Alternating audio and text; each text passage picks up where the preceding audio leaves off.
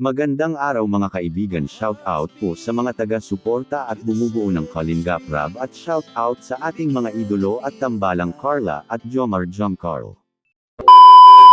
Sa video po na ito ay pag-usapan po natin ang mga babala, paalala, at pakiusap ni Kalingap Rab para sa mga beneficiary ng Kalingap.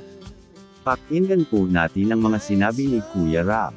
Oo nga pala sa mga ito naman sa mga love team, no? Mga love team. Huwag po tayo mag-away-away, ano?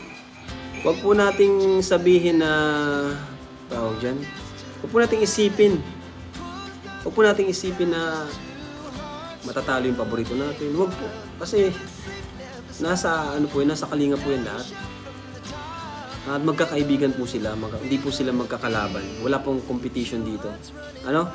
Ako po nagsasabi walang competition, wag po tayo mag-away-away. Suportahan niyo po lahat ng love team.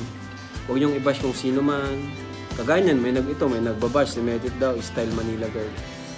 Si Medit po ay matalinong bata, kaya ganun siya. Ano? Saka si Medit ay kaya magaling siya magsalita dahil trabaho niya sa magtitinda siya, madiskarte, diba? Sa sales siya, diba? Sa sales yung trabaho niya. Ayan. Huwag po tayong mag-away-away. Lahat po yan ay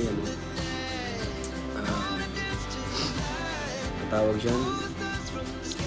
Lahat po yan ay one kalingap, di ba? One kalingap, one family. Oh, alam naman natin na Jomcar talaga ang pinakamalakas ngayon. Ano na yon, given na yon, di ba? Pero wag na natin ipamukha na mas magaling tayo, Kasi ang pangit po niyan yung alam nyo na nga malakas ang Jomcar tapos pinamumukha nyo pa. Humble lang po tayo kasi ang po niyan, maapektuhan niyan si Carla at si Jomar, di ba? Baka magalit sa kanyang ibang supporters, siya yung sisiraan, di ba? Kaya kung may sasabihin tayong mali or kung may pangit tayong sasabihin, mas better na maging tahimik na lang tayo. Kasi pag pag dumami yung basher ni Carla, ako po mismo yung titigil muna siyang i-vlog. Ako mismo yung titigil i-vlog muna ng Jomcar. Kaya wag po tayong mag-create ng negativity, ng toxic community, Kasi dito lang po tayo sa Team Kalingap. Kung may sasabihin tayong mali, kung mayroon tayong, tawag dyan, hindi magandang sasabihin, tumahimik na lang po tayo. Kasi lahat naman po yan ay natin, para sa kanila yung ginagawa natin.